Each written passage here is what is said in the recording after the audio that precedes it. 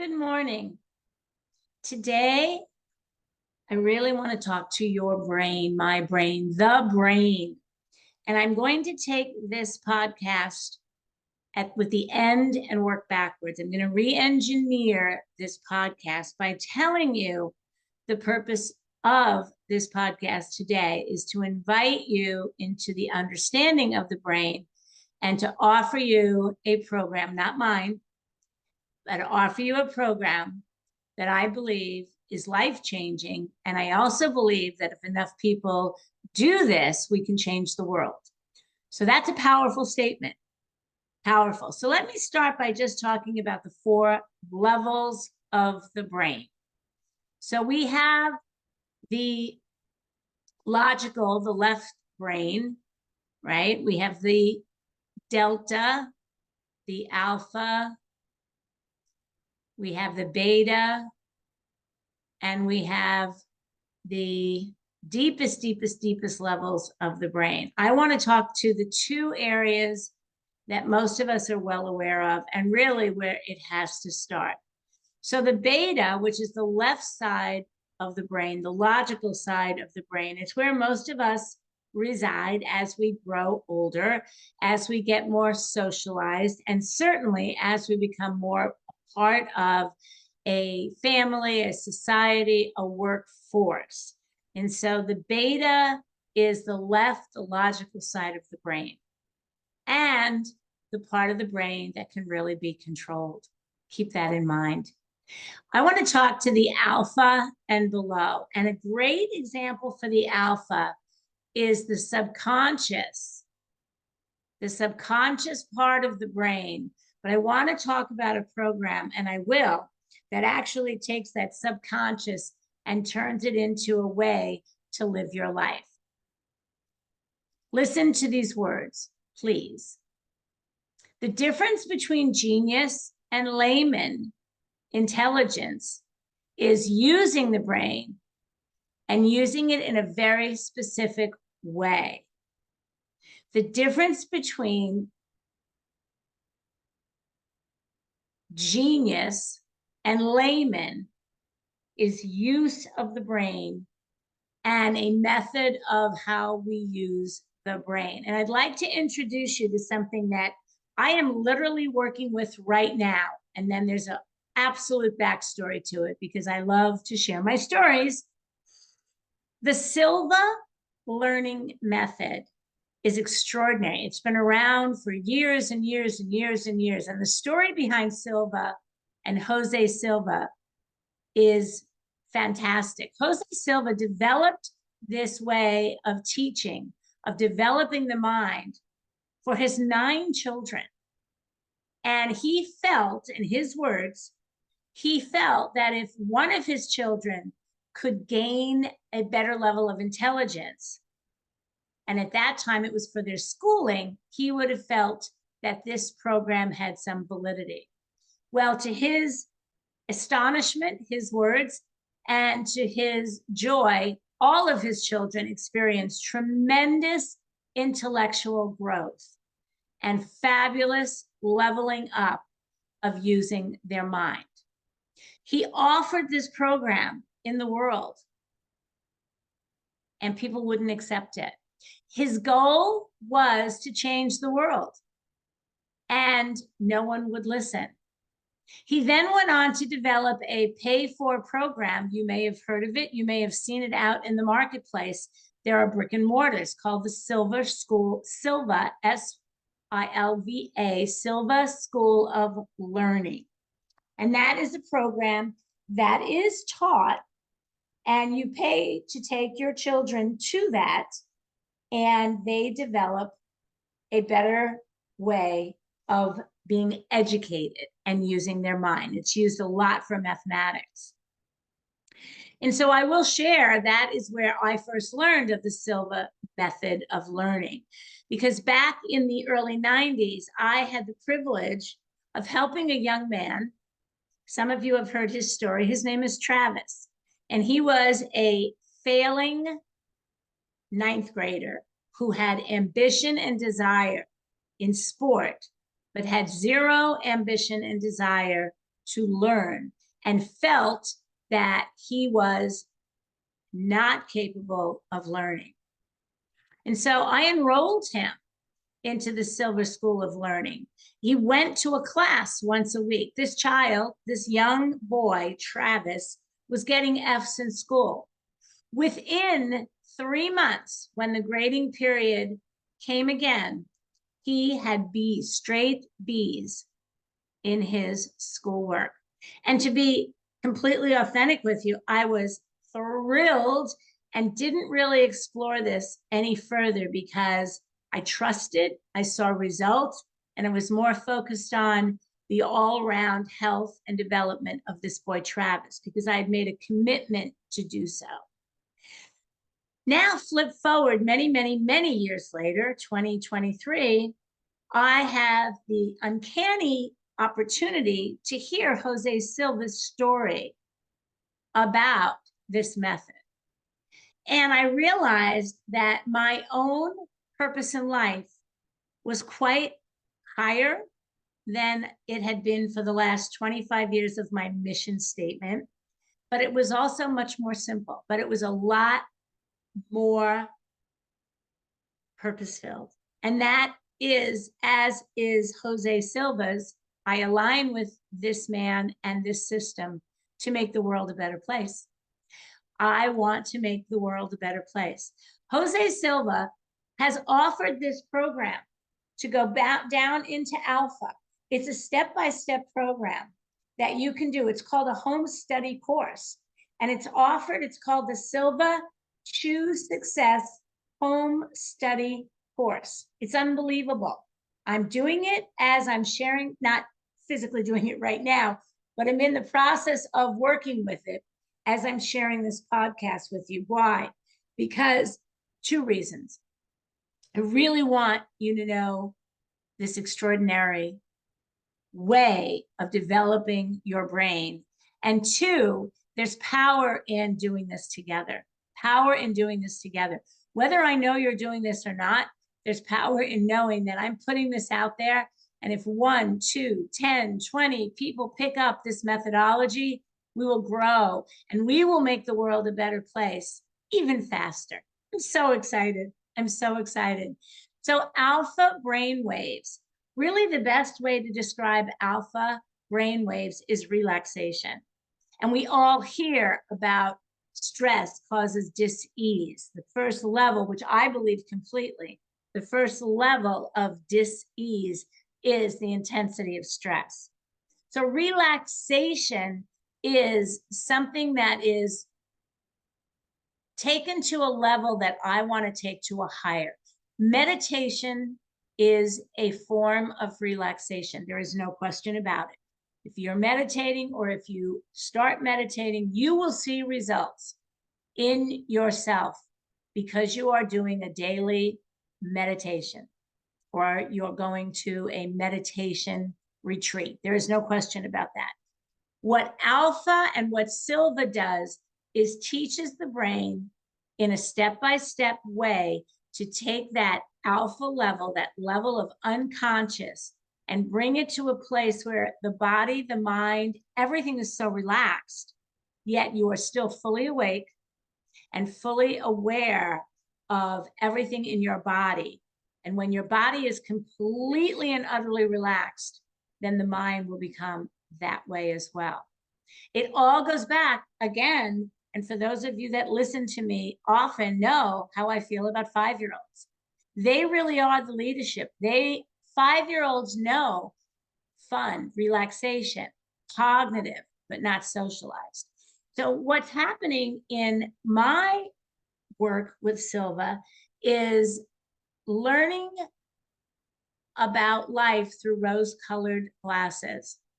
Now, for those of you that know me and for those that don't, people tend to think I live through rose-colored glasses. I have taken this to an entirely new level. I hope you can hear the enthusiasm in my voice because I'm on fire for what I'm able to experience in my own body, in my own physical pain, in my own emotional pain, and in my own physical joy and my own emotional joy. The brain. And I would like to now, I said I was re-engineering, so that was the message for today. If you can stay on a little longer, I will share with you my introduction to the power of the brain. Back in the 70s, I'm sorry, in the 80s, back in the 70s, my father was hit by lightning on a football field, a little kid football field where he and my uncle and my brother were the coaches. My mother and I were pulling into that parking lot and actually saw the lightning hit the tree at the field. That lightning was from Colorado Springs. We were in Denver, but it was about, they say, 50 to 75 miles away. The tree lit up, the entire field of children and adults went down. And it was pretty traumatizing, but it was also amazing what happened to a lot of people. I'm going to focus this on my father. So my father got hit by lightning, and my father seemed to be okay. And then he, about a year or two later, was sitting at our kitchen table with myself, a girlfriend, my mom, and he. And my father started to have convulsions, and we thought he was having a heart attack. What happened was he was developing, or he had developed, a neurological disorder called glossopharyngeal neuralgia. And that is where the ninth nerve of the tongue is dying, but it doesn't totally die. Think of a tooth that you need to have a root canal on because it's got a nerve that's exposed. The nerve is active. It's exposed. That's what happened in the ninth nerve of my father's tongue. It's an excruciating disease and one that commands a lot of not really positive results. The experts back then said that there was a 10% suicide rate because there was no cure, except for going through the stem of the brain, which had a double-digit chance of paralysis to the body. My father chose not to do that, and that was his choice. My father did choose to take massive amounts of drugs that they believed could at least kill the pain. He became a pain addict, and he had a very high-level position in corporate America. He had a very high-level position in my family, right? He was my father. But for 10 years, my father lived with the fear of what he described as a drill, a jackhammer going through the back of his tongue at any given time, and him having no control over that pain. And so he medicated himself to help ensure him that that pain could be somewhat managed. And it was managed. Meanwhile, though, my father, who had very, little to do with alcohol, he really wasn't an addiction type guy for things like that. Now, ice cream, I will tell you, that was his addiction, but I'm digressing. Well, we found a doctor at Presbyterian Hospital in Pittsburgh, a wonderful, wonderful research and medical facility, Dr. Geppetta. Dr. Geppetta had actually found a cure for this when he was an intern, and no one would listen to him because he was an intern and he needed to earn his stripes. So he went on and did his doctoring, and in his 60s, neurosurgeon, in his 60s, he decided that he was going to bring this cure to the medical world for glossopharyngeal neuralgia. And he did at Presby Hospital. And what he did, if you'll take two of your fingers and put them together so they're touching, and then just take your other hand and finger and put it in between those two, and you'll make a gap. That was his invention, was to put a piece of Teflon between the ninth nerve and the eighth or the 10th nerve, depending on the situation. And that immediately cured the glossopharyngeal neuralgia. Sounds pretty simple, doesn't it? It's an extraordinary, extraordinary finding. And so my mother and I flew to Presby, and my father underwent this surgery. And he was cured instantly. Now he had to deal with the ramifications from the 7 spinal taps that he had, prepping them from all the drugs he took, detoxing from them. And he was on the brain floor of Presby Hospital, where glossopharyngeal neuralgia, Bell's palsy, all the other neurological diseases that were caused from the brain, that's where the patients resided. I met a lot of people, and I met a lot of people that family had given up on them because they looked normal and they were living in excruciating pain. So family members, I'm talking about specifically this one woman, this was her story. Her name was Irene. Her family gave up on her. They didn't want to hear it anymore. They, in her words, didn't believe her. And I remember she had the surgery a day or two after my father. And I said to her, I went and visited her. And I said to her, Irene, you have no family here, but I'm here. How can I help you? And she told me to call them and tell them that she had been cured and tell them that I was her friend. And she told me to tell them goodbye. And I won't get into it, but we actually resolved that with her family. And I don't know what happened after her time in the hospital. But what I do know, and the point of my story is, I got really, really interested in learning more about the brain through the eyes of neurosurgeons. I really believe that was my first level in leaving corporate America. A lot of you know that I went into medicine. I went into the care of the human body. And I believe that experience is what really drew me to it, because the doctors were so kind and so appreciative of my willing to spend time with other patients that very often they would talk to me and answer my questions. And right or wrong, I was my father's POA. So when my father was being explained things from these massive amounts of brilliant medical people, I got to hear it and absorb it. And at that time, I had just graduated from college. I was in my mid-20s. So that's the backstory on how I believe I became so fascinated with the brain. I had a loved one that their brain and my father, it changed his life. It changed his life. And just an add-on to the funny part of the story, because there's always humor, especially my father was cured. And my father went on to live until he was 94, almost 95 years old. He played a lot of golf. We played a lot of golf together. My father, when there was lightning coming, he could know it before the sirens went off on a golf course. Interesting, huh? It's because the hairs on his arms would go up because he had been hit by lightning. People that have been struck by lightning are considered to be a group. They ask them to get counseling together. They ask them to organize groups together so they can share their experiences. My father never did that. I'm not sure if he didn't feel the need, but he just never did that. But the funniest part of all of this was Joe was the siren for the golf course before the golf course siren would sound for the lightning on the course.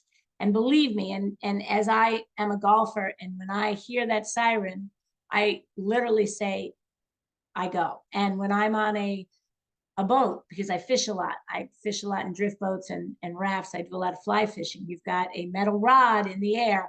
If there's a sign of lightning, that pole comes down and I get off that water lickety split. But again, this whole conversation is really about the brain today and the extraordinary way that you can level up to a level of higher intelligence, because genius and layman, the difference is using the brain more and learning a method to relax yourself enough to use that brain more.